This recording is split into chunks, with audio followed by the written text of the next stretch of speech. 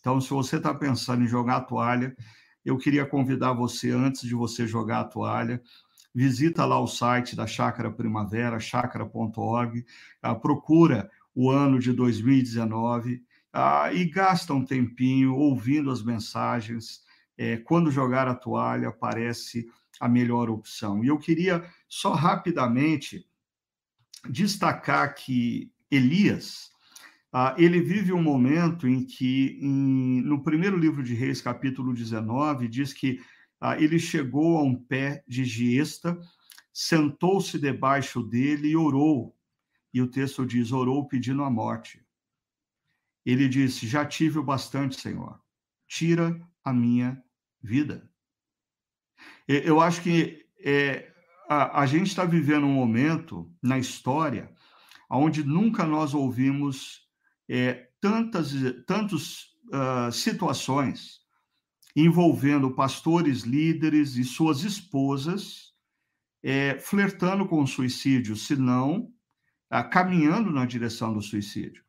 E parece que esse é um tema que muitas vezes a gente se recusa a tratar, mas Elias vive um momento de depressão devido ao seu desgaste emocional, que ele chega a orar a Deus pedindo a morte, dizendo, chega Deus, eu já fiz demais. E aí a colocação de Elias em versos posteriores é, Senhor, eu tenho sido zeloso pelo Senhor.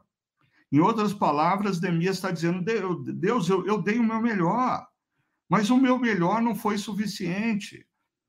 E Neemias diz, eu estou sozinho, só eu sobrei. É uma mentira, mas as emoções de Neemias fazem com que ele se convença que ele está sozinho. Mas eu diria mais do que as emoções. As opções feitas por Neemias fez com que Neemias ficasse sozinho e não no meio da comunidade dos profetas, que durante a sua história ele é informado que existe uma comunidade de profetas, mas ele insiste num ministério solitário. E porque ele insiste num ministério solitário, ele vai parar numa caverna no Monte Horebe. E aí, a maneira como Deus fala com Elias não é através do extraordinário, é através do ordinário. Eu diria que, nesse momento, nós, pastores, pastoras e líderes, precisamos resgatar a capacidade de perceber Deus no ordinário das nossas vidas. Perceber a misericórdia do Senhor que se renovam a cada manhã. Perceber Deus falando ao nosso coração através de uma leitura devocional.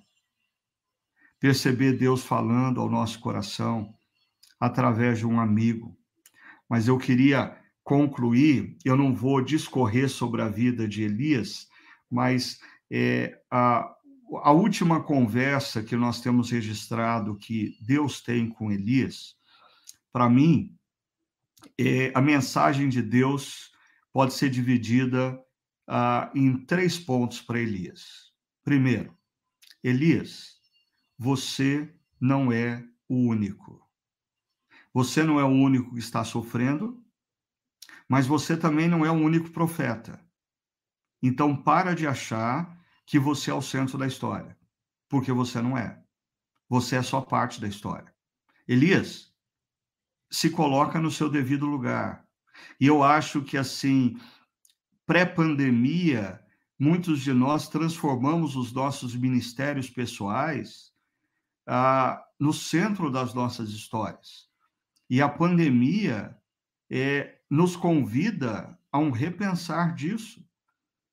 Nós não somos os únicos, existem outros que Deus está usando. As nossas igrejas não são tão fantásticas como nós queremos discursar e convencer os outros que elas são. Não, elas são igrejas falhas, frágeis, e a pandemia revelou isso. E por isso nós precisamos também de outros amigos pastores e pastoras de outras igrejas. E Deus vai falar para Neemias, Neemias, você precisa de comunidade. Você precisa de comunidade. Eu diria que essa pandemia revela para nós, pastores e pastoras, que nós precisamos de amigos. Nem todos aqueles com quem nós... É interessante, o pastor é um indivíduo que se relaciona com muitas pessoas, mas a intensidade dos relacionamentos não significa que ele possui amigos profundos. E eu diria, nem entre os próprios pastores, que muitas vezes parecem amigos, não se revelam amigos, eles são concorrentes. Nós, pastores, precisamos de amigos, mas precisamos construir amizades genuínas, verdadeiras. E uma última coisa que Deus diz para Elias: Elias, você não é o único, você precisa de comunidade e você tem um papel.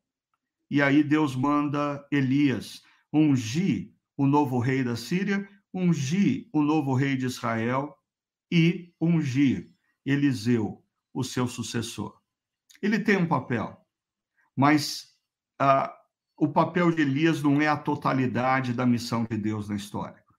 E eu acho que tudo que nós estamos passando, e esse momento de desencanto, pode ser grandemente útil para a gente abaixar a bola e descobrir que Deus não nos chamou para fazer tudo o que nós queremos fazer ou imaginamos que Deus nos chamou para fazer.